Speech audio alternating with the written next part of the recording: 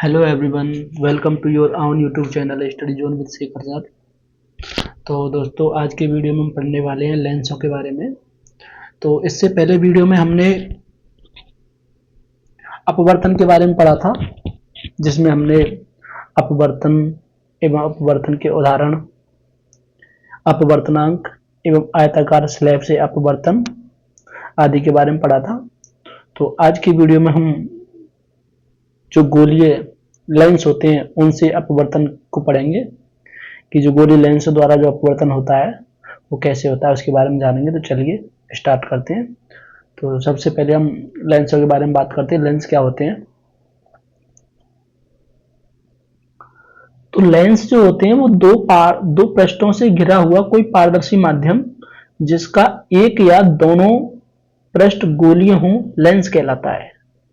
इसका मतलब यह है कि लेंस का कम से कम एक पृष्ठ गोलीय हो तथा दूसरा समतल या गोलीय हो सकता है।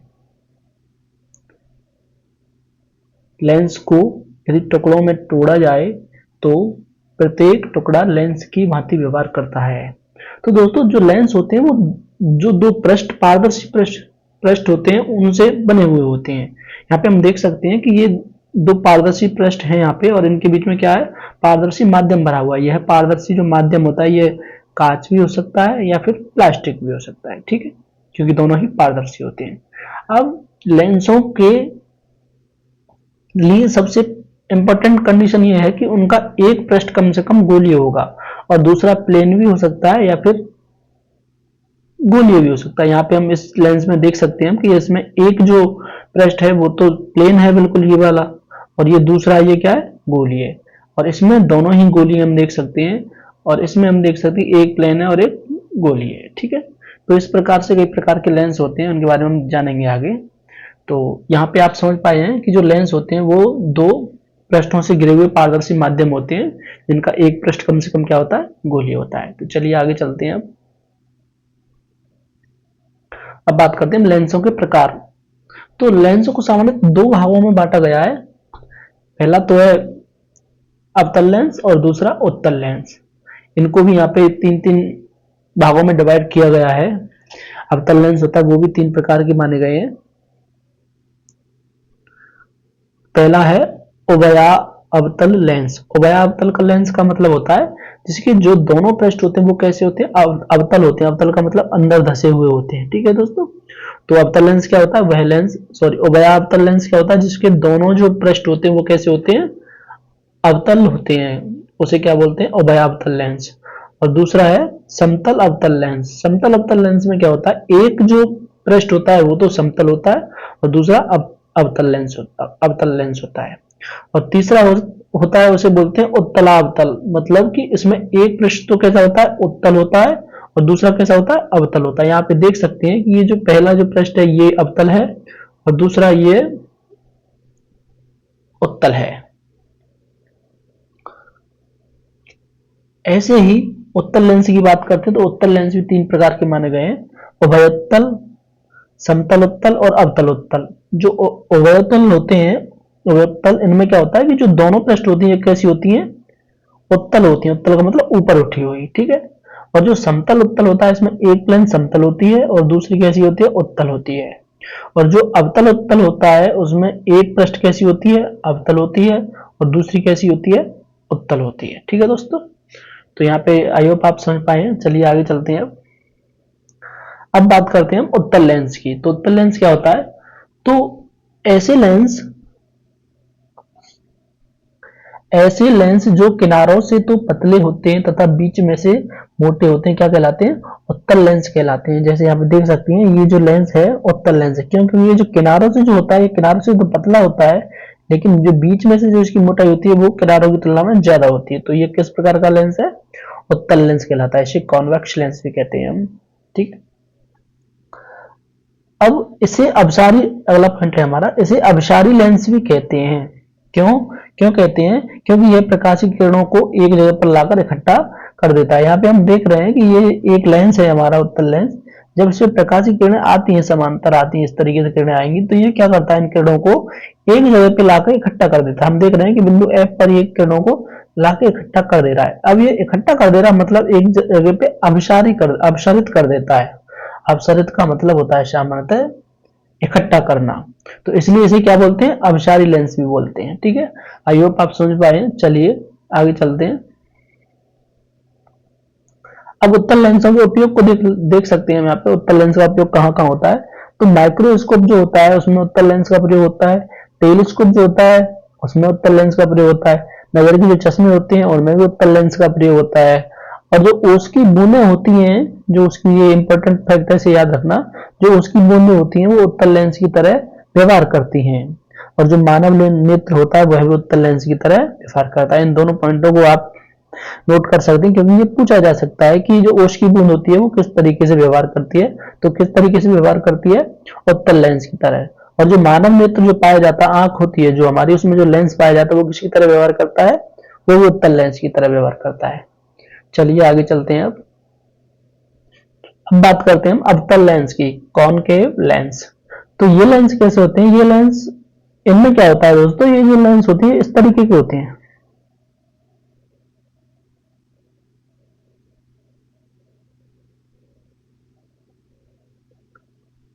इनमें क्या होता है कि जो लेंस होते हैं इस तरीके से,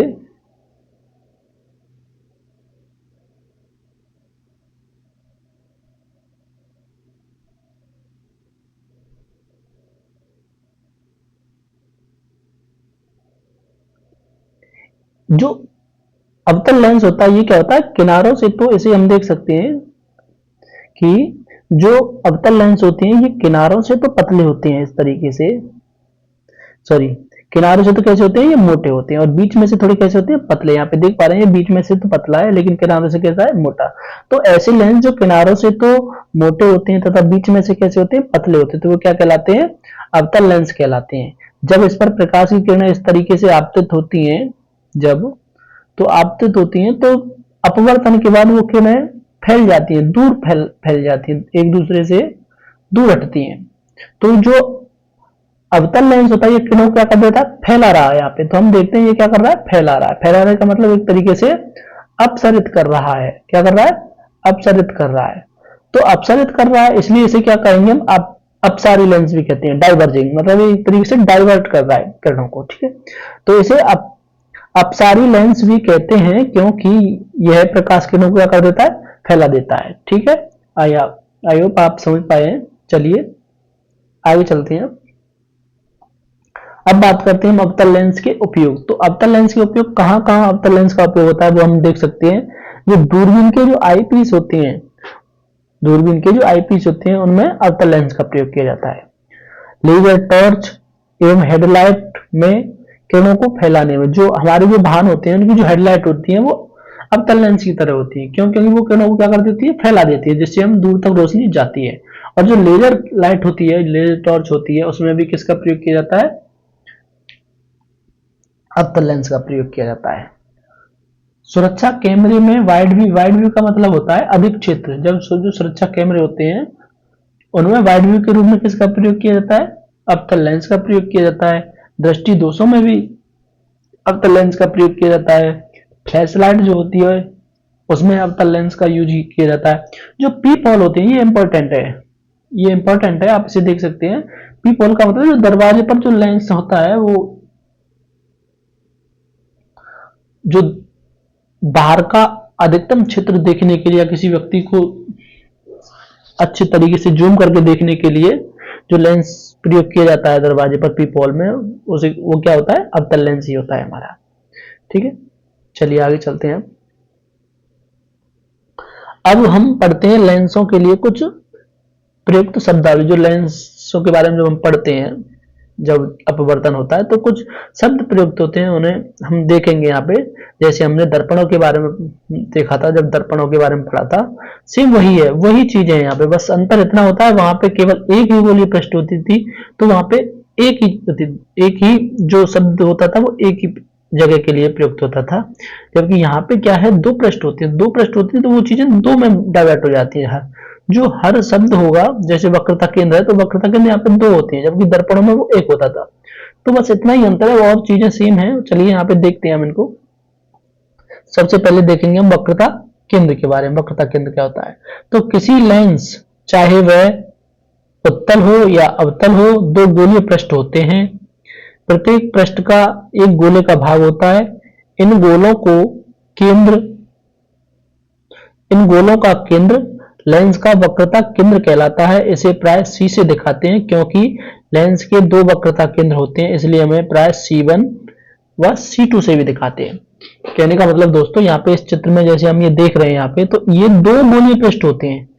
एक इस तरीके से मान सकते हैं हम, और दूसरा हम इस तरीके से मान सकते हैं, इस तरीके से मान सकते हैं, ठीक है। दो गोलीय पृष्ठ होते हैं। अब दो गोलीय पृष्ठ होते हैं तो इनके जो वक्रता केंद्र होंगे वो दो होंगे इस तरीके से, तो दो होंगे वक्रता केंद्र इस तरीके से, ठीक है। तो जो गोलीय जो पृष्ठ होते हैं उनका जो केंद्र होता है वही क्या होता है, वक्रता केंद्र होता है। इस तरीके से यहाँ पे दो वक्रता केंद्र निकल के आ रहे हैं, एक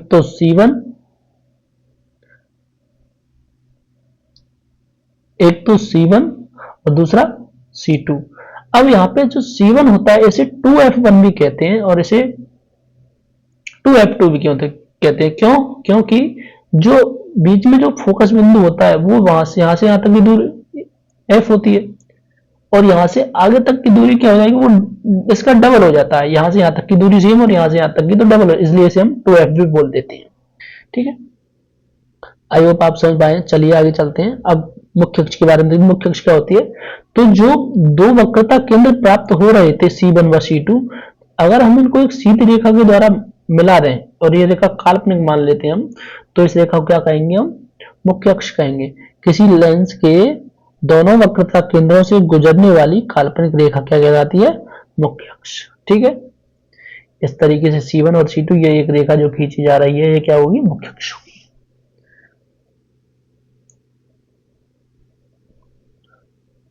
अब हम प्रकाशिक केंद्र के बारे में देखते हैं। प्रकाशिक केंद्र क्या होता है।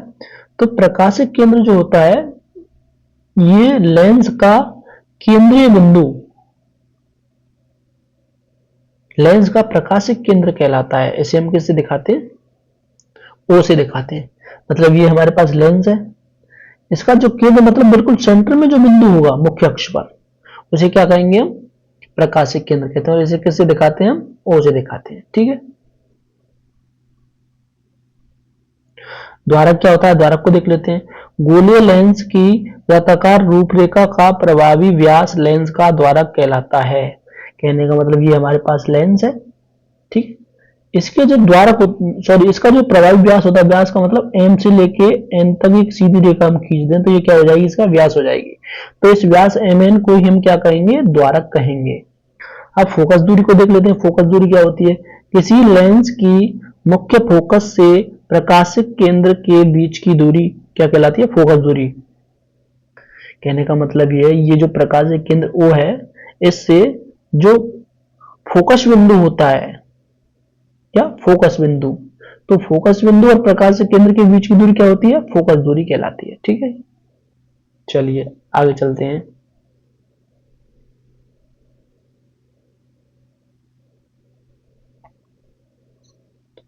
जब प्रकाश की किरणें उत्तल लेंस की मुख्य अक्ष के समांतर आपतित होती हैं तो अपवर्तन के पश्चात वह मुख्य अक्ष पर एक बिंदु पर अवसरित होती हैं, उस बिंदु को हम क्या कहेंगे, उत्तल लेंस का मुख्य फोकस। जैसे ये किरणें समांतर किरणें जा रही हैं और इस तरीके से ये एक बिंदु पर अवसरित हो रही हैं, तो इस बिंदु को क्या कहेंगे हम, फोकस बिंदु, मुख्य फोकस कहेंगे। फोकस भी दो होते हैं, एक फोकस F2 और ये F1, ठीक है। जैसे C1 और C2 हमारे जो वक्रता केंद्र थे, ऐसे ही जो फोकस होते हैं वो भी दो होते हैं, F1 व F2।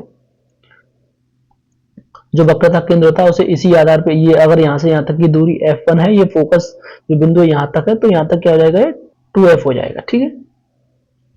ऐसे ही हम अवतल लेंस में देख सकते हैं, जब प्रकाश की किरणें अवतल लेंस के मुख्य अक्ष के समांतर आपतित होती हैं ऐसे, ठीक है, तो अपवर्तन के पश्चात वह फैल जाती हैं और किसी बिंदु से आती हुई प्रतीत हो रही।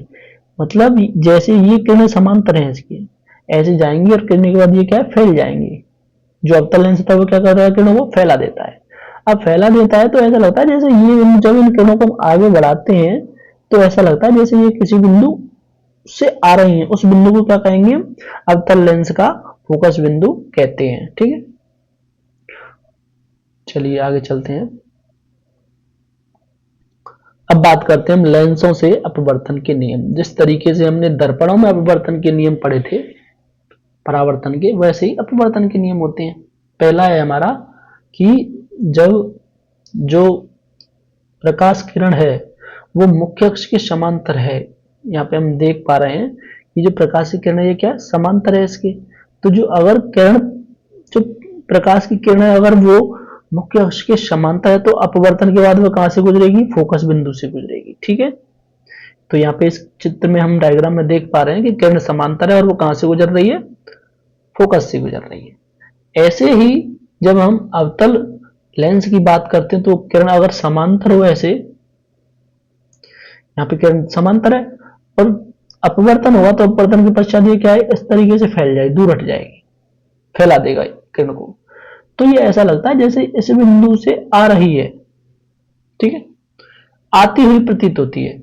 यहाँ पे तो ये गुजर रही थी, यहाँ पे आती हुई प्रतीत होती है। आई होप आप समझ पाए। चलिए आगे चलते हैं। अगला पॉइंट है हमारा कि जब प्रकाश की किरण मुख्य फोकस से गुजरती है या आती हुई प्रतीत होती है तो अपवर्तन के पश्चात वह मुख्य अक्ष के समांतर हो जाएगी। ये हमारा उत्तल लेंस हुआ। इसमें कोई किरण इससे गुजर रही है, पहले किससे गुजर रही है? फोकस से। तो फोकस से गुजर रही है तो फोकस से गुजरेगी तो क्या हो जाएगी? अपवर्तन के पश्चात वो क्या हो जाएगी? मुख्य अक्ष के समांतर हो जाएगी। ये पहले का उल्टा है, जैसे पहले समांतर थी फिर क्या गुजर रही थी? फोकस से गुजर रही थी। यहाँ पे पहले फोकस से गुजर रही है और फिर क्या हो जा रही है? समांतर। ऐसे ही अवतल लेंस में देखते हैं जब किरण ऐसे आ रही है तो ऐसा लगता है जैसे ये फोकस पर ही आ रही है, आती हुई प्रतीत हो रही है ना, फोकस बिंदु पर आती हुई प्रतीत हो रही है, लेकिन आ नहीं रही, लेकिन आती हुई प्रतीत होती है। तो ये क्या हो जाती है? अपवर्तन के पश्चात ये भी समांतर हो जाएगी ऐसे। ठीक है, अगला पॉइंट है हमारा जब प्रकाश की किरण प्रकाशिक केंद्र से गुजरे तो वह अपवर्तन के पश्चात बिना मुड़े सीधी ही निकल जाएगी। वहां पे ध्रुव से निकल रही थी, यहाँ पे क्या होता है? ये प्रकाशिक केंद्र होता है। यहाँ पे देख सकते हैं किरण सीधी प्रकाशिक केंद्र से गुजरी और सीधी चले जाएगी, कोई परिवर्तन नहीं आता, दोनों लेंसों में सेम होता है। तो ये तीन नियम है यहाँ पर अपवर्तन के। तीनों में से अब या तो ये अब किरणों के नियम है, या तो किरण कैसी होगी? समांतर होगी, या किरण कैसे गुजरेगी? फोकस से गुजरेगी, या फिर किससे गुजरेगी? प्रकाशिक केंद्र से गुजरेगी। जब हम प्रतिबिंब निर्माण करेंगे, आरेख बनाएंगे तो किन्हीं दो किरणों को लेंगे, इन तीनों में से किन्हीं दो नियमों के आधार पर हम किरणों को फॉलो करेंगे। उस पर क्या होगा कि जब दो किरणें जाएंगी तो वो एक दूसरे को काटेंगी या काटती हुई प्रतीत होंगी, और जब किरणें काटती हैं या काटती हुई प्रतीत होती हैं तो प्रतिबिंब का निर्माण होता है। ठीक है, चलिए आगे देखते हैं। अब बात करते हैं लेंसों द्वारा प्रतिबिंब निर्माण। तो जब लेंसों के द्वारा जो प्रतिबिंब का निर्माण होता है अपवर्तन के द्वारा, और जब अपवर्तन की क्रिया होती है, जब केवल लेंस में से होकर गुजरती है तो अपवर्तन होता है क्योंकि माध्यम चेंज होता है। तो लेंसों द्वारा जो प्रतिबिंब निर्माण होता है उसमें निम्न स्थितियां हम देखते हैं। निम्न स्थितियों पर हम वस्तु को रखेंगे और प्रतिबिंब निर्माण को देखेंगे। तो यहाँ पे हम 6 स्थितियों के बारे में बात करेंगे। पहली स्थिति यहाँ पे हम देख सकते हैं कि जब वस्तु कहां पर रखी हो? हमने अनंत पर रखी हो, ये अनंत है, ये 2f हो गया, ये वक्रता केंद्र बोलते हैं इसे C1, और ये फोकस बिंदु हो गया और ये ध्रुव हो गया। तो सबसे पहले हम वस्तु को कहां पे रखेंगे? हम अनंत पे। उसके बाद में 2f1 व अनंत के मध्य रखेंगे, मतलब 2f से परे। फिर तीसरा हम 2f पर ही रख देंगे वस्तु को। फिर हम 2f व f के बीच में रखेंगे, उसके बाद f1 पे रखेंगे और उसके बाद प्रकाशिक केंद्र व f1 के मध्य रखेंगे। अब इनसे जो स्थितियां बनती हैं, प्रतिबिंब निर्माण कैसे होता है वो देखते हैं आगे। चलिए, पहली स्थिति हमारी जब वस्तु कहां पर हो? अनंत पर। ठीक है, जब वस्तु उत्तल दर्पण से देख रहे हैं हम पहले, जब वस्तु कहां पर हो? अनंत पर। तो ये हमारे पास उत्तल दर्पण ले लिया हमने, एक किनारों से पतला या बीच में से मोटा। तो क्या करेंगे हम इसमें? सबसे पहले समांतर किरणें लेते हैं, मुख्य अक्ष की समांतर किरणें आती हैं इस प्रकार। ठीक है, और जब लेंस में होकर गुजरेंगी तो अपवर्तन होगा, और अपवर्तन के पश्चात ये एक बिंदु पर काटते हैं, एक दूसरे को इकट्ठा कर दिया जाएंगे, क्या कर देता है, एक बिंदु पर अवसरित कर देता है। तो इस बिंदु पर आकर काट रही है, किस पर, इस बिंदु पर, और इस बिंदु को क्या बोलते हैं हम, फोकस, मुख्य फोकस F2। तो इस बिंदु पर काट रही है तो प्रतिबिंब कहां बनेगा, फोकस पर काट रही है किरणें, तो प्रतिबिंब भी कहां बनेगा, फोकस पर। तो स्थिति क्या हुई, प्रतिबिंब कहां बन रहा है, मुख्य फोकस पर। साइज कैसा है, बिल्कुल बिंदु के आकार का बन रहा है, बिल्कुल बिंदु जैसा। और प्रकृति कैसी हुई, प्रकृति कैसी हुई, वास्तविक व उल्टा। अगर फोकस पर बन रहा है प्रतिबिंब तो वास्तविक व उल्टा होगा। वास्तविक क्या होगा, क्योंकि किरणें काट रही हैं, और वास्तविक प्रतिबिंब हमेशा कैसे होते हैं, उल्टे होते हैं। चलिए आगे चलते हैं। अगला पॉइंट है हमारा, जब वस्तु 2f1 से परे हो, ये 2f1 लेंगे, ठीक है। जब वस्तु 2f से परे हो मतलब अनंत और 2f के बीच में हो, ठीक है। तो यहाँ पे हमने किरण ऐसे वस्तु रख ली, ये कहां पर रखी है, 2f से परे, मतलब 2f से दूर ले रखी है हमने। तो 2f से परे रखी तो एक किरण तो हम समांतर लेंगे, समांतर गई, ठीक है। अब समांतर किरण है कहां से गुजरेगी, फोकस से गुजरेगी, और दूसरी किरण हमें प्रकाशिक केंद्र से गुजारेंगे, और जब प्रकाशिक केंद्र से जब किरण गुजरती है तो सीधी निकल जाती है बिना ही मुड़े। तो हम देखते हैं कि ये जब दोनों किरण काटती है वो इस बिंदु पर काटती है, और ये बिंदु हमें F2 व 2F2 के बीच में प्राप्त होता है। तो प्रतिबिंब कहां प्राप्त हो रहा है, F2 व 2F2 के बीच में। अब यहाँ पे प्रतिबिंब वस्तु ऊपर है, प्रतिबिंब क्या बन रहा है, नीचे बन रहा है, और किरणें काट रही हैं, एक दूसरे को काट रही हैं। अगर काट रही हैं तो प्रतिबिंब होगा वो कैसा होगा, वास्तविक होगा। और यहाँ से दिख रहा है वास्तविक वैसे भी कैसे होते हैं, उल्टे होते हैं। तो प्रतिबिंब की प्रकृति क्या हुई, वास्तविक व उल्टा। अब यहाँ पे देखते हैं कि ये जो प्रतिबिंब होता है वस्तु बड़ी है और प्रतिबिंब कैसा बनता है, छोटा बनता है। तो प्रतिबिंब कैसा बनेगा, वस्तु से छोटा। चलिए आगे चलते हैं, अब आगे देखते हैं अगला पॉइंट। अगला पॉइंट है, जब वस्तु 2f पर हो। इससे पहले वस्तु कहां थी, 2f से परे। अब वस्तु को खा लिया हमने 2f पर। तो यहां पे देखते हैं हम, ये वस्तु हमने कहां पे रख ली, 2f पर। तो एक किरण समांतर ली, ये कहां से गुजरेगी, फोकस से गुजर जाएगी, ठीक है। एक किरण प्रकाश के केंद्र से गुजारेंगे तो ये सीधी चली जाएगी। तो हम देखते हैं कि जिस बिंदु पर ये काटती हैं वो बिंदु इसके समांतर होता है, मतलब 2f1 के समांतर होता है। तो ये मतलब क्या है, कहां पर बन रहा है, 2f पर बन रहा है, ये इसकी ऊंचाई हो जाती है। तो जो प्रतिबिंब बन रहा है वो कहां बन रहा है, 2f1 पे बन रहा है, ठीक है। तो अब स्थिति क्या हुई, प्रतिबिंब की स्थिति कहां बन रहा है, 2f2 पर, सॉरी ये 2f2 है, ठीक है। कहां बन रहा है, 2f2 पर। अब जब हम देखते हैं कि वस्तु प्रतिबिंब 2f पर रखी थी और यहाँ पे भी क्या बन रही है, 2f2 पर प्राप्त हो रहा है प्रतिबिंब, तो हम पाते हैं कि ये जो ऊंचाई होती है बराबर पाते हैं हम, ठीक है। तो जो प्रतिबिंब का आकार होगा वो कैसा होगा, वस्तु के बराबर होगा। अब किरणें काट रही हैं, तो काट रही है तो प्रतिबिंब कैसा है, वास्तविक है, और वास्तविक कैसा होता है, उल्टा, ठीक है। चलिए आगे चलते हैं। अब आगे देखते हैं, जब वस्तु F1 व 2F1 के मध्य हो। अभी वस्तु पर, अब हम जो वस्तु है उसे लेंस के नजदीक ला रहे हैं तो प्रतिबिंब दूर होता जा रहा है। तो अब वस्तु कहां पर रखी हमने, 2F1 व F1 के मध्य ये रखी हमने, ठीक है। अब इससे भी किरण निकालेंगे, एक किरण समांतर कहां से गुजरेगी, फोकस से, और एक किरण प्रकाश के केंद्र से कहां से गुजरेगी, सीधी गुजर जाएगी, कोई अस्त्र चिन्ह नहीं होगा। तो हम देखते हैं कि ना इस बिंदु पर काट रही हैं और वास्तव में काट रही हैं, तो प्रतिबिंब कैसा है, वास्तविक, और वास्तविक हमेशा कैसा होता है, उल्टा, ठीक है। अब प्रतिबिंब बन कहां रहा है, ये तो 2f होगा, लेकिन जब हम रेखा खींचते हैं तो ये यहां प्राप्त होती है। तो प्रतिबिंब कहां बन रहा है, 2f2 से परे। तो प्रतिबिंब कहां बना, स्थिति क्या हुई, 2f2 से परे। अब यहाँ पे देखते हैं वस्तु तो छोटी है लेकिन प्रतिबिंब कैसा होता है, बड़ा प्राप्त हो रहा है। तो प्रतिबिंब कैसा प्राप्त होता है, वस्तु से बड़ा, क्लियर। चलिए आगे चलते हैं। अब देखते हैं हम, जब वस्तु फोकस पर रखी है, फोकस F1 पर हो, कहां पर हो, F1 पर। तो हमने वस्तु कहां पर रख दी, फोकस पर रख दी, ठीक है। तो एक किरण समांतर निकालेंगे, ये कहां से गुजरेगी समांतर किरण, फोकस से, इस तरीके से जाएगी। और एक किरण प्रकाश के केंद्र से गुजारेंगे तो ये सीधी निकल जाएगी। तो हम पाते हैं किरणें समांतर होती है एक दूसरे को, ठीक है। तो समांतर किरणें हम मानते हैं ऐसा कि जो समांतर किरणें होती है वो आगे जाके कहीं ना कहीं अनंत पे वो मिल जाती है, ऐसा मानते हैं हम, ठीक है। तो अब ये कहां पर मिलेंगी? अनंत पर। कहां पर मिलेंगी आगे जाके? अनंत पर। तो अनंत पर मिलेंगी तो प्रतिबिंब कहां बनेगा? अनंत पर बनेगा। अब अनंत पर मिलेंगी तो वस्तु से बहुत बड़ा बनेगा प्रतिबिंब, ठीक है। तो आकार कैसा होगा? वस्तु से बहुत बड़ा। अब नीचे बन रहा है और काट भी रही है, मतलब अनंत पर काटेंगी, मिलेंगी अनंत पर, तो प्रतिबिंब कैसा होगा? वास्तविक होगा। और वास्तविक प्रतिबिंब कैसे होते हैं? उल्टे होते हैं, ठीक है।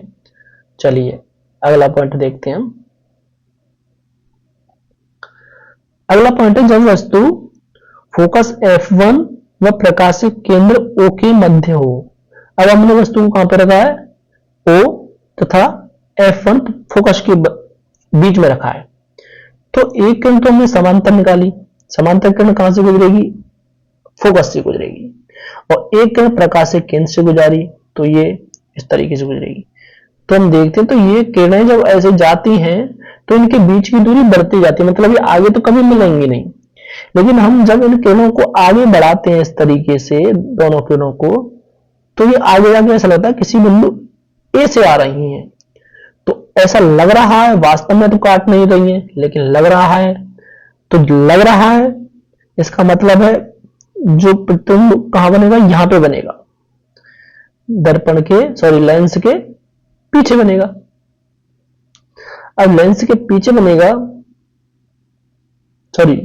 लेंस के आगे बनेगा। तो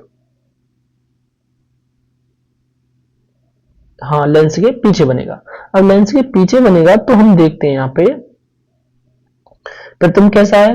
लेंस के पीछे बनेगा, ठीक है। अब वस्तु छोटी है लेकिन प्रतिबिंब कैसा प्राप्त हो रहा है? बड़ा, तो वस्तु से बड़ा।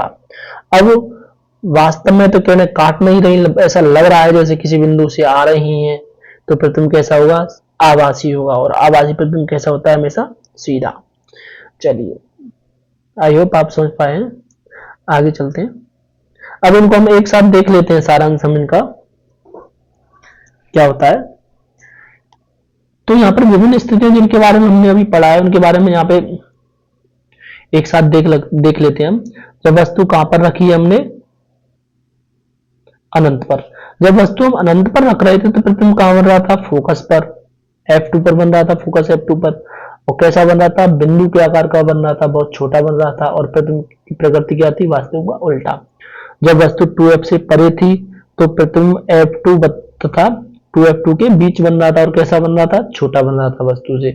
कैसा था? वास्तविक व उल्टा। फिर हमने अगला पॉइंट देखा था, जब वस्तु कहां पे रखी थी? 2F1 पे रखी थी, वक्रता केंद्र पर रखी थी, तो प्रतिबिंब भी कहां बन रहा था? वक्रता केंद्र पर बन रहा था, 2F2 पर बन रहा था। समान साइज बन रहा था वस्तु के। और कैसा था? वास्तविक व उल्टा। फिर आगे हमने वस्तु को कहां पे रखा था? F1 व 2F1 के बीच।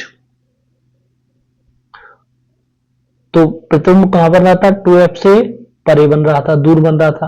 और कैसा था? बड़ा था, और वास्तविक भी था और उल्टा भी था। फिर हमने वस्तु कहां पे रखा था? F1 पे रखा था, फोकस पर रखा था। तो फोकस पर रखा था, प्रतिबिंब कहां बना था? अनंत पर। अनंत पर क्या था? वास्तविक व उल्टा बना था। यहाँ पे ये मिसमैच हुआ है, वास्तविक व उल्टा।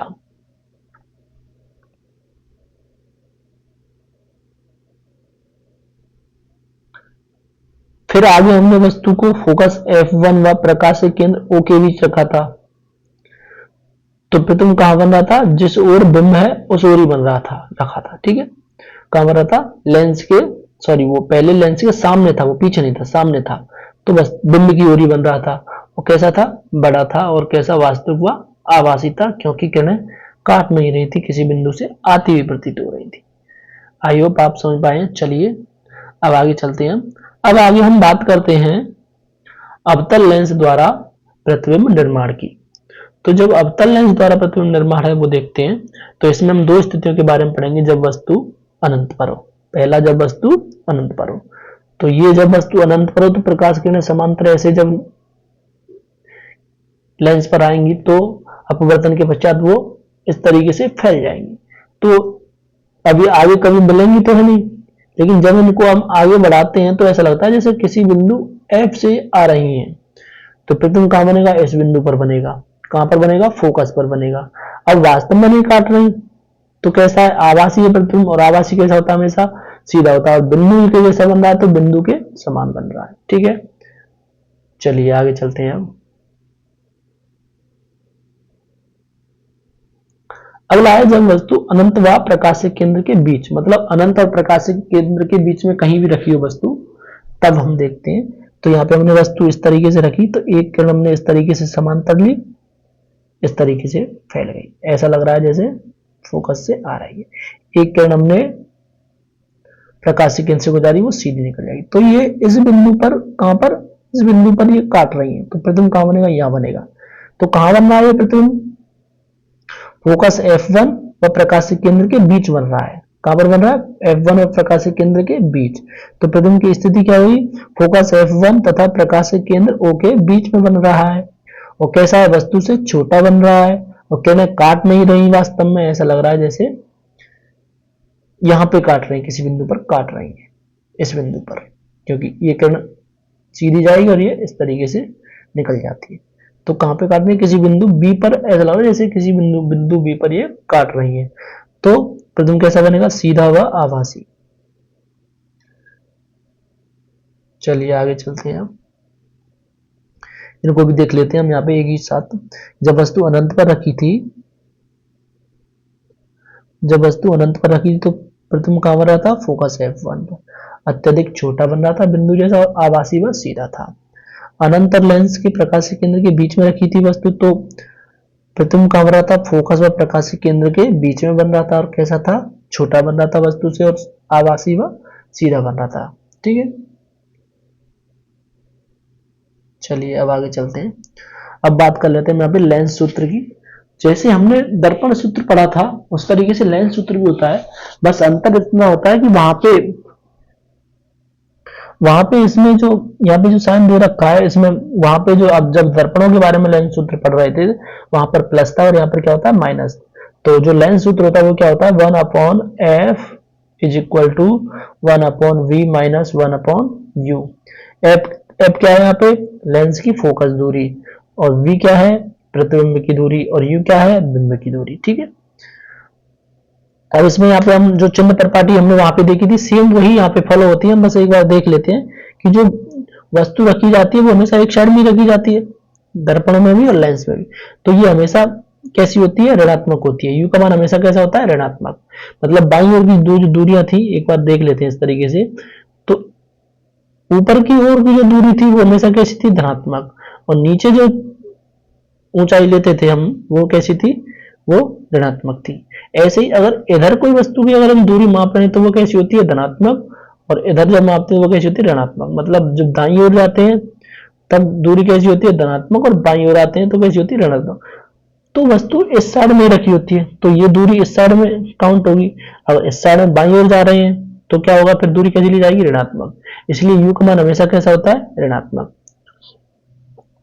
उत्तल लेंस की फोकस लंबाई 1 से बड़ी होती है, और जो अवतल लेंस होता है इसकी जो फोकस दूरी होती है, सॉरी जो फोकस दूरी, हाँ फोकस दूरी जो होती है वो 0 से कम होती है। कम क्या होती है कि जो f का मान होता है वो अवतल लेंस में नेगेटिव होता है, और उत्तल लेंस में वो पॉजिटिव होता है, क्योंकि वस्तु जो सॉरी जो फोकस होता है वो अवतल दर्पण में बाईं ओर होता है, और जो उत्तल लेंस होता है उसमें वो दाईं ओर होता है। इसलिए इसकी दूरी कैसी होती है, अवतल लेंस में क्या हो जाती है, फोकस दूरी 0 से कम माइनस में आएगी, और जो फोकस दूरी उत्तल लेंस में कैसी होती है, 0 से अधिक, मतलब पॉजिटिव होती है। यहाँ पे अगला पॉइंट है कि वास्तविक प्रतिबिंबों के लिए मान कैसा होता है, धनात्मक, और आभासी के लिए कैसा होता है, ऋणात्मक। अपोजिट है वहां का, दर्पणों की तुलना में। वहां पे कैसा था, धनात्मक का मतलब क्या था, आभासी था, और ऋणात्मक का मतलब था वास्तविक। यहाँ पे उल्टा हो जाता है, यहाँ पे क्या होता है, v का मान धनात्मक है, इसका मतलब प्रतिबिंब कैसा है, आभासी, सॉरी वास्तविक। और अगर v का मान ऋणात्मक है तो प्रतिबिंब कैसा हो जाएगा, उल्टा हो जाएगा। ठीक है, चलिए आगे चलते हैं। अब बात करते हैं यहाँ पे हम आवर्धन के बारे में। तो आवर्धन क्या था, किसी भी लेंस या दर्पण के द्वारा किसी प्रतिबिंब को कितना छोटा या बड़ा किया जा सकता है, उसे क्या कहते हैं हम, आवर्धन। किससे दिखाते हैं, m से।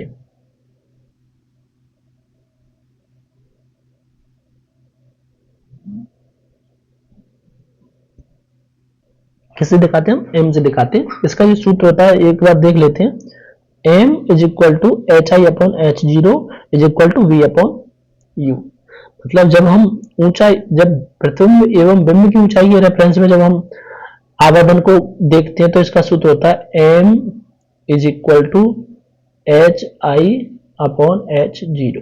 जो एच आई होता है ये तो होता है प्रतिबिंब की ऊंचाई, और जो एच जीरो होता है ये क्या होता है, बिंब या वस्तु की ऊंचाई। जब हम इसे दूरी के फॉर्म में काउंट करते हैं तब इसका जो सूत्र बनता है वो होता है v अपॉन यू। यू क्या होता है, प्रतिबिंब की दूरी होती है, और जो u होता है वो क्या होती है, बिंब की दूरी। यहाँ पे हम देख सकते हैं एच आई क्या है, प्रतिबिंब की ऊंचाई, और एच जीरो क्या है, बिंब की ऊंचाई, बिंब मतलब वस्तु, और जो v है वो क्या है, प्रतिबिंब की दूरी है, और जो u है वो वस्तु की दूरी है। यहाँ पे इनको भी देख लेते हैं हम। अगर m का मान 1 से बड़ा है तो इसका मतलब प्रतिबिंब कैसा है, वस्तु से बड़ा है, और अगर m का मान 1 से कम है तो प्रतिबिंब कैसा होगा, वस्तु से छोटा। ये पॉइंट यहाँ पे याद रखना। और एक अगर बराबर है तो बराबर होगा वस्तु के। अगर m का मान धनात्मक है इसका मतलब प्रतिबिंब कैसा होगा, सीधा होगा, और कैसा होगा, आभासी होगा। और यदि m का मान कैसा है, ऋणात्मक है, तो प्रतिबिंब क्या होगा, उल्टा होगा और वास्तविक होगा। ठीक है, चलिए आगे। अब कुछ क्वेश्चन देख लेते हैं एक दो यहाँ पे जो एनसीईआरटी की बुक्स में थे, उनको हमने यहाँ पे शामिल किया है। तो चलिए देखते हैं। एक क्वेश्चन है हमारा, किसी अवतल लेंस की फोकस दूरी 15 सेंटीमीटर है, बिंब को लेंस से कितनी दूरी पर रखा जाए कि इसके द्वारा बिंब का लेंस से 10 सेंटीमीटर की दूरी पर प्रतिबिंब बने। ये कह रहा है, मतलब एक क्या है, लेंस लिया है इसने इस तरीके। ठीक है, अब क्या कह रहा है, ये फोकस दूरी, जो अवतल लेंस की फोकस दूरी है वो क्या है, 15 होती है, सॉरी 15, फोकस दूरी कितनी है, तो 15 सेंटीमीटर। तो जो फोकस दूरी है यहाँ पे अगर हम इसका f मान, इसकी फोकस, जो फोकस बिंदु होता है वो किस साइड में होता है, इस साइड में होता है, बाईं ओर। ठीक है, तो यहां से यहां तक की दूरी क्या होगी, फोकस। तो हमने अब पता था हमें कि जो बाईं ओर की दूरियां होती हैं वो कैसी होती है, ऋणात्मक, और दाईं ओर की दूरियां कैसी होती है, धनात्मक। अब f का मान किधर है, बाईं ओर है, इसलिए f का मान क्या होगा, नेगेटिव होगा। इसलिए f का मान अवतल लेंस के लिए क्या होगा, -15 है। तो यहाँ पे f का मान, फोकस दूरी का मान कितना लिया, -15 सेंटीमीटर। अब वो बोला है कि बिंब को लेंस से कितनी दूरी पर रखा जाए, मतलब बिंब का मतलब वस्तु को कितनी दूरी पर रखा जाए, और वस्तु को कितनी दूरी पर रखा जाए, वस्तु की दूरी क्या होती है, बिंब की दूरी क्या होती है, u होती है। तो u का मान पूछ रहा है वो हमसे, क्या पूछ रहा है, u का मान कितनी दूरी पर रखा जाए कि जो बिंब का जो प्रतिबिंब है वो कितना बने, 10 सेंटीमीटर की दूरी पर बने। अब मतलब उसने प्रतिबिंब की दूरी बता दी, कहां से, लेंस से प्रतिबिंब की दूरी। अब लेंस से प्रतिबिंब की दूरी क्या होती है, v होती है, तो v का मान कितना है,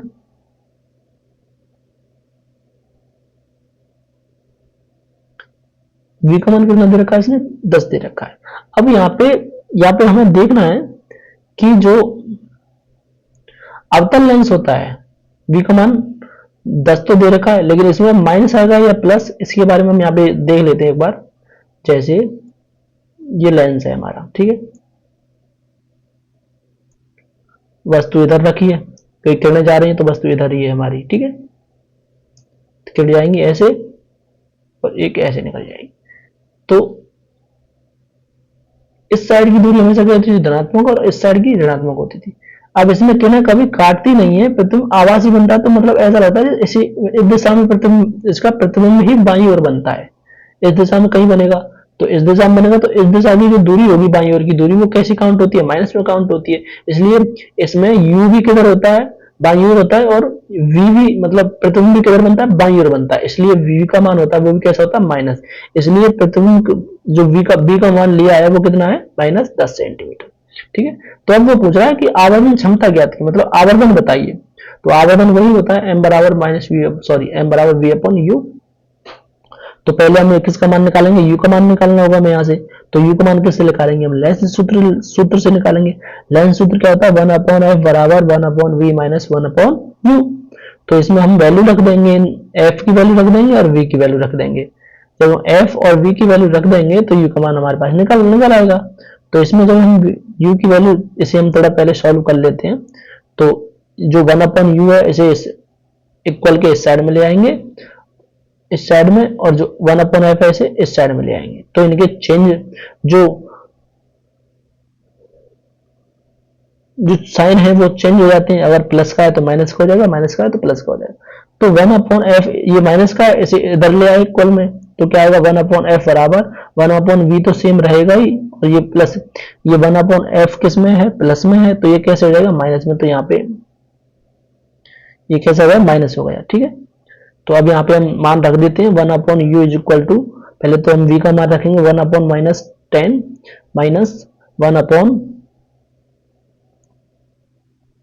1/-15 ले लिया हमने f का मान। अब इसे सॉल्व करते हैं हम, यहाँ पे ये माइनस माइनस प्लस हो जाएगा, तो आगे सॉल्व करते हैं तो -1/10 प्लस 1/15 हो जाएगा। ठीक है, अब इसे सॉल्व करते हैं हम, यहाँ पे एलसीएम लेके 30 एलसीएम लिया, तो ये -3 + 2 आया, और यहाँ पे क्या हो गया, ये -1/30 आया। अब इन दोनों को हम उल्टा कर देते हैं, इधर भी 1/u है और इधर भी 1/-30 है। तो या तो कंपेरिजन कर दो, ऊपर 1 है नीचे हो जाएगा, तो उल्टा कर, या तो सीधा कर दो इनको ऊपर, तो ऊपर u पहुंच जाएगा, इधर से भी 30 पहुंच जाएगा ऊपर। ठीक है, तो u का मान कितना निकल के आया, -30 सेंटीमीटर। मतलब जो बिंब की दूरी है वो हमारे पास निकल के आ गई, कितनी है, 30। ठीक है, माइनस का मतलब है हमारा कि वो बाईं ओर है। ठीक है, क्योंकि दूरी कभी कैसी नहीं होती, ऋणात्मक नहीं होती, दूरी हमेशा दूरी होती है। तो यहां से u का मान निकल के आ गया हमारे पास। अब हमें क्या आवर्धन ज्ञात करना है। आवर्धन का सूत्र क्या था, m = v/u। अगर दर्पणों में पढ़ते तो आगे क्या आ जाता, माइनस आ जाता। किसकी वजह से आता, वो दर्पण सूत्र की वजह से। ठीक है, तो अब हमें आवर्धन निकालना है, तो v का मान हमारे पास है, v का मान कितना है, -10, और u का मान कितना है, -30। तो माइनस से माइनस गया, 0 से 0 गई, 1/3, तो इसका मान निकल गया 0.33। ठीक है, 0.33। अब 0.33 मतलब क्या है, ये 1 से छोटा है, 1/3 क्या होगा, 1 से छोटा है, तो 1 से छोटा है तो प्रतिबिंब कैसा बनेगा, वस्तु से छोटा बनेगा। ठीक है, वस्तु से कैसा बनेगा, छोटा। तो इसमें प्लस साइन है, माइनस तो है ही नहीं, तो प्लस है ही है। तो माइनस प्लस का मतलब है प्रतिबिंब क्या है, प्रतिबिंब कैसा है, सीधा है और आभासी है। अगर माइनस साइन होता तो प्रतिबिंब कैसा होता, आभासी, उल्टा होता, लेकिन यहाँ पे प्लस साइन है, मतलब प्रतिबिंब कैसा है, सीधा है व आभासी है। और मान कितना निकल के आ रहा है इसका, 0.33 या 1/3। तो 1/3 का मतलब होता है 1 से कम है, 1 से कम है तो इसका मतलब वस्तु से कैसा होता है, छोटा होता है। मतलब कितना छोटा है, 1/3। ठीक है, 1/3। आई होप आप समझ पाए हैं। चलिए आगे चलते हैं, अगला क्वेश्चन देखते हैं। एक क्वेश्चन और, कि कोई 2 सेंटीमीटर लंबा बिंब, तो ये हमारे लिए h का मान दे दिया, कितना दे दिया, 2 सेंटीमीटर लंबा। ठीक है, दोबारा देखते हैं, पहले पढ़ लेते हैं इसे एक बार, कि कोई बिंब 2 सेंटीमीटर लंबा बिंब 10 सेंटीमीटर फोकस दूरी वाले किसी उत्तल लेंस के मुख्य अक्ष के लंबवत रखा है। बिंब की लेंस से दूरी 15 सेंटीमीटर है, तो प्रतिबिंब की प्रकृति, स्थिति एवं साइज को बताइए तथा आवर्धन भी ज्ञात करें। तो सबसे पहले तो उसने दे रखा है हमारे पास, कैसा है लेंस, उत्तल लेंस है। अब यहाँ पे वस्तु हमेशा किधर रखी जाती है, बाईं ओर रखी जाती थी, हमने रख दी। तो कितनी दूरी पर रखा है उत्तल लेंस से बिंब, बिंब का मतलब वस्तु कितनी पर रखा है, 10 पर। तो u का मान कितना आ गया, 10 सेंटीमीटर की फोकस दूरी पर रखा है, तो फोकस दूरी इधर है,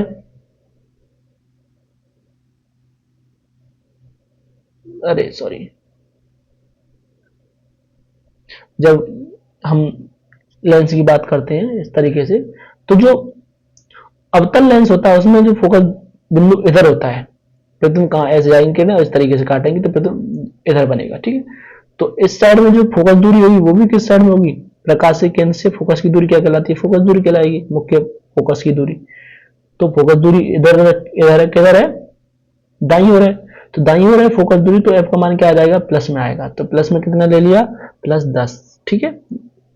और इधर वस्तु रखी है, ऊंचाई कितनी दे रखी है इसकी 2 सेंटीमीटर, ऊपर की दिशा में है वस्तु, तो हमेशा h का मान कैसा होगा पॉजिटिव, ठीक है। तो h का मान किसने ले लिया +2.0। अब ये आगे बोल रहा है कि मुख्य अक्ष की लंबवत रेखा, यहां तक हो गया। अब आगे देखते हैं कि बिंब की लेंस से दूरी क्या है 15 सेंटीमीटर है, मतलब ये हमारा लेंस होगा बिंब ये रहा, तो ये जो दूरी है यहां से यहां तक की u कितना है 15 सेंटीमीटर, इस दिशा में है बाईं ओर है तो क्या होगा माइनस, तो u का मान क्या आ गया माइनस, ठीक है। अब हमें निकालना क्या है v का मान निकालना और h डैश का मान निकालना, क्योंकि वो साइज पूछ रहा है, आवर्धन पूछ रहा है, तो हमें ये चीजें निकालनी पड़ेंगी। तो यहाँ पर हम लेंस सूत्र से देखते हैं कि लेंस सूत्र क्या होता है 1/v minus 1/u is equal to 1/f। निकालना क्या है v का मान निकालना है, तो इसको इस साइड में ले आएंगे 1/u को, तो ये प्लस में हो जाएगा, तो 1/v is equal to 1/u plus 1/f हो जाएगा। अब यहाँ से हम u और f का मान हमारे पास दे रखा है, तो u का मान रख देंगे -15, f का मान रख देंगे +10। तो यहाँ पे हमने ये u का मान रख दिया नीचे और f का मान रख दिया। सॉल्व करते हैं हम इसे, जब सॉल्व करते हैं तो हम पाते हैं एलसीएम 30 लेने के बाद में यहाँ से -2 आ जाएगा और यहाँ +3, जब सॉल्व करते हैं क्या आ रहा है 1/30। अब इसको इन्वर्स कर देते हैं तो u का मान कितना आएगा, सॉरी v का मान कितना आएगा 30, कितना आएगा 30, v का मान कितना आया 30, प्लस में आ रहा है, ठीक है। तो v का मान जो प्लस में आ रहा है इसका मतलब यह दर्शा रहा है कि जो प्रतिबिंब है वो प्रकाश के केंद्र के दाईं ओर बन रहा है, दाईं ओर का मतलब इस दिशा में, तो दाईं ओर बन रहा है, ठीक है। तो प्रतिबिंब कैसा होगा वास्तविक होगा और उल्टा होगा। अभी मैंने बताया था कि जब v का मान धनात्मक होता है तो प्रतिबिंब कैसा होगा वास्तविक होगा और उल्टा होगा। क्यों? क्यों अवतल लेंस जो होता है उसमें किरणें काटती हैं, ठीक है। तो प्रतिबिंब कैसा है वास्तविक का उल्टा। अब यहां से हम इसे भी देख लेते हैं, आवर्धन से भी हम चीजों को निकाल लेंगे। तो आवर्धन का सूत्र होता है h dash upon h is equal to v upon u। दो सूत्र होते हैं, जब उनको इक्वल करते हैं तो ये निकल के आता है, ठीक है। एक होता है m बराबर h डैश अपॉन h और एक होता है m बराबर v अपॉन u। दोनों बराबर है तो ये बराबर है तो ये भी बराबर हो जाएगा, तो h डैश अपॉन h बराबर v अपॉन u यहाँ से आ जाता है, ठीक है। अब हमारे पास v का मान दे रखा है, v का मान निकाल लिया हमने, ये रहा v, सॉरी ये v है, ठीक है। v का मान निकाल लिया, u का मान हमारे पास दे रखा था और हमारे पास h का मान दे रखा, मतलब बिंब की दूरी दे रखी है, h का मान दे रखा है, h डैश निकालना है मतलब प्रतिबिंब की ऊंचाई निकालनी है। तो यहाँ से हम h डैश को जब h इधर गुणा हो जाएगा इधर, तो क्या निकल के आया h dash is equal to h into में v अपॉन u। अब इन तीनों का मान रख देंगे यहाँ पे, h का मान कितना है 2.0 और v का मान कितना है 30 और u का मान कितना है -15। जब कैलकुलेट करते हैं तो -4 निकल के आता है। तो माइनस का मतलब होता है नीचे बन रहा है प्रतिबिंब, माइनस का मतलब नीचे बन रहा है प्रतिबिंब, और क्योंकि h पॉजिटिव है h, तो h डैश क्या हो रहा है नीचे आ रहा है। तो इसका मतलब जो प्रतिबिंब का साइज है, h डैश को छोड़ो, प्रतिबिंब का जो साइज है वो वस्तु से कितना दोगुना प्राप्त हो रहा है। वस्तु की जो ऊंचाई है वो 2 है और प्रतिबिंब की ऊंचाई क्या प्राप्त हो रही है 4 प्राप्त हो रही है, कैसे हो गया दोगुना हो गया, ठीक है। अब यहाँ से आवर्धन हम निकालते हैं, एक बार आवर्धन देखते हैं, ये तो हमने ऊंचाई देख ली इसकी, आवर्धन देखते हैं। तो आवर्धन क्या होता है v अपॉन u होता है, तो v का मान 30 और u का मान -15, तो आवर्धन निकल गया -2। तो पहले तो हम माइनस को देखते हैं, अगर आवर्धन का मान नेगेटिव है, m का मान नेगेटिव आ रहा है तो इसका मतलब प्रतिबिंब कैसा है वास्तविक व उल्टा, ठीक है। और 2 1 से ज्यादा है इसलिए प्रतिबिंब कैसा है वस्तु से बड़ा बनेगा, और कितना बन रहा है 2 गुना बन रहा है, क्योंकि यहाँ क्या प्राप्त हो रहा था 4 प्राप्त हो रहा था हमें, ठीक है। और जबकि बिंब की जो ऊंचाई थी वो क्या थी 2 थी। तो यहाँ पे निकल के आया हमारे पास कि प्रतिबिंब कैसा है वास्तविक व उल्टा। साइज देख लिया, साइज कैसा वस्तु से दोगुना है और स्थिति कहां बन रहा है मुख्य अक्ष के नीचे बन रहा है। मुख्य अक्ष के नीचे मतलब क्योंकि जो ऊंचाई है वो नेगेटिव में आ रही है, तो मतलब मुख्य अक्ष के नीचे बनेगा, ठीक। आई होप आप ये समझ पाए। चलिए आगे चलते हैं। अब देखते हैं लेंस क्षमता, मतलब लेंस क्षमता क्या होती है इसके बारे में जानेंगे हम यहाँ पे। तो जो लेंस क्षमता होती है वो किसी भी लेंस की जो किरणों को फैलाने की या किसी बिंदु पर एक जगह लाने की, इकट्ठा करने की जो कैपेसिटी होती है उसे हम क्या बोलेंगे, उस लेंस की लेंस क्षमता कहते हैं। किसे कहते हैं? किसी लेंस द्वारा प्रकाश किरणों को अपसरित, अपसरित का मतलब फैलाना और अपसरित का मतलब इकट्ठा करना। तो किसी लेंस के द्वारा प्रकाश किरणों को अपसरित या अवसरित करने की क्षमता को उस लेंस की लेंस क्षमता कहते हैं। इसे हम P से दिखाते हैं। किससे दर्शाते हैं लेंस क्षमता को? P से। इसका जो मात्रक होता है वो क्या होता है? डायोप्टर होता है। क्या होता है मात्रक? डायोप्टर। ऐसा ही मात्रक जो कहेंगे हम वो क्या होता है? डायोप्टर। और इसे किससे दिखाते हैं हम? D से दिखाते हैं। किसी लेंस की लेंस क्षमता उस लेंस की फोकल दूरी के व्युत्क्रमानुपाती होती है, मतलब इनवर्सली प्रोपोर्शनल होगी। जितनी ज्यादा दूरी जितनी ज्यादा होगी, फोकल दूरी जितनी ज्यादा होगी, लेंस की क्षमता उतनी ही कम होगी। तो इसको हम जब फॉर्मूले में लेते हैं, फॉर्मूले के टाइम में लिखते हैं तो क्या आता है? P is equal to 1/f। मतलब जो लेंस क्षमता होती है वो किसके व्युत्क्रमानुपाती होती है, मतलब बटे में। अब जैसे जैसे इसका मान बढ़ेगा, f का मान, P का मान ऑटोमेटिक कम हो जाएगा क्योंकि बटे में होती जाएगी संख्या। ठीक है, आगे देखते हैं अगला पॉइंट। उत्तल लेंस की क्षमता पॉजिटिव तथा अवतल लेंस की क्षमता नेगेटिव होती है। इस चीज को याद रखना, नोट कर लेना हमेशा कि जो उत्तल लेंस होता है उनकी जो लेंस क्षमता होती है P, जब उसे डायोप्टर में हम मापेंगे तो हमेशा वो पॉजिटिव निकल के आती है। जैसे 2 dioptre plus 3 dioptre plus 1.5 dioptre. तो ये अगर कहीं भी अगर प्लस में आ रही है लेंस क्षमता तो इसका मतलब है वो लेंस कैसा है? उत्तल लेंस है। और अगर नेगेटिव में निकल के आ रही है तो इसका मतलब जो लेंस है वो कैसा है? अवतल लेंस है। आई होप आप समझ पाए हैं। तो आज की वीडियो में इतना ही। तो अब जो हमारा जो प्रकाश का टॉपिक है वो लगभग ये बड़ा चैप्टर था दोस्तों। यहाँ से बहुत सारे क्वेश्चन हम कंपटीशन में देखने को मिलते हैं हमें। तो अब इसके कुछ पॉइंट हमारे पास रह रहे हैं, जैसे प्रकाश का प्रकीर्णन हुआ, जिसके अंदर हम सूर्योदय सूर्यास्त के समय सूर्य लाल होता है, इंद्रधनुष कैसे बनता है, ये कुछ पॉइंट हैं। और एक हमारा जो प्रिज्म के द्वारा अपवर्तन होता है, प्रकीर्णन होता है, कैसे प्रकाश होता है, जो श्वेत प्रकाश होता है वो 7 रंगों में विभक्त होता है, ये अगली वीडियो में हम देख लेंगे। और इसके बाद में हम इसके ऊपर एक सेशन और करने वाले हैं, एक वीडियो और देखेंगे जिसमें हम बहुत सारे कम से कम 50 या 100 क्वेश्चन के समथिंग क्वेश्चन देखेंगे जो अब तक परीक्षाओं में आए हैं।